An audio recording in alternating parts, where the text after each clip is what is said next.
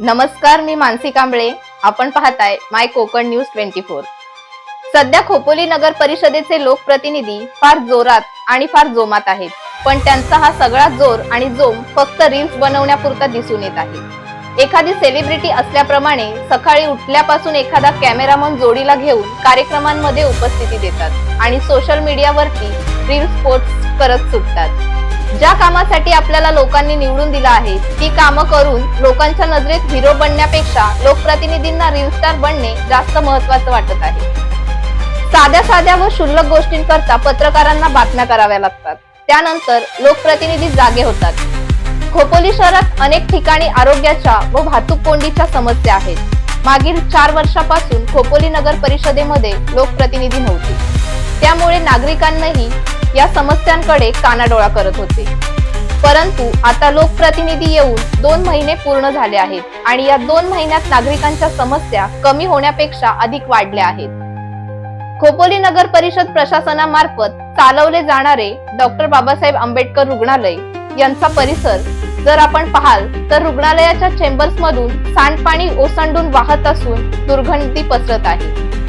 RD नगर परिसरातील लहान मुलं व पालक याच सांडपाण्यातून रहदारी करत असतात.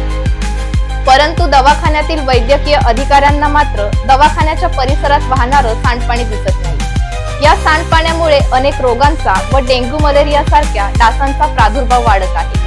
त्याप्रमाणे हॉस्पिटलमध्ये उपचारासाठी येणाऱ्या रुग्णांना इलाजापेक्षा प्रादुर्भाव जास्त मिळत आहे. ज्या वास्तूला डॉक्टर बाबासाहेब आंबेडकरांसारख्या महापुरुषांचं नाव दिलं आहे ती वास्तू कशी ठेवावी याचं सुद्धा भान प्रशासन आणि लोकप्रतिनिधींना राहिलेलं नाही. लोकप्रतिनिधींना रील्स बनवण्यापासून फुरसत नाही आणि त्यामुळे प्रशासकीय अधिकाऱ्यांना जाब विचारणारं कोणी नाही. वरची खोपोली येथील तळ्यालगतच्या सर्व इमारतींचे सांडपाणी हे चेंबर्स मधून वाहून तळ्याच्या पाण्यात मिश्रित होत आहे. हा प्रकार गेली अनेक वर्षांपासून सुरू आहे. सदर विषयावरती पत्रकारांनी अनेक वेळा बातम्या केल्या आहेत, परंतु परिस्थिती जैसे थेच आहे. नवनिर्वाचित लोकप्रतिनिधी प्रस्थापित झाल्यानंतर खोपोली बाजारपेठेतील अतिक्रमण हटवून ट्रॅफिक कोंडीची समस्या लोकप्रतिनिधी सोडवतील अशी आशा खोपोलीकरांना होती, परंतु झालं उलटच. लोकप्रतिनिधी निवडून आल्यानंतर खोपोलीच्या बाजारपेठेतील रस्त्यावर अतिक्रमण जोमाने वाढले आहे.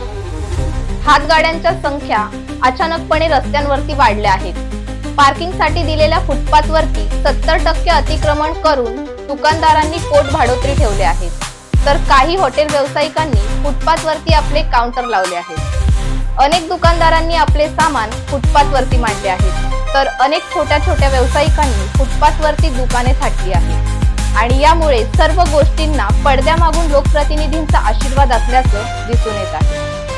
या सर्व गोष्टींचा परिणाम म्हणजे खोपोलीतील प्रचंड वाहतूक कोंडी. हे सर्व पाहिल्यानंतर खोपोलीच्या लोकप्रतिनिधींचा नगर प्रशासनाच्या अतिक्रमण विभागावरती काही अंकुश आहे की नाही असा प्रश्न नागरिक उपस्थित करू लागले आहे.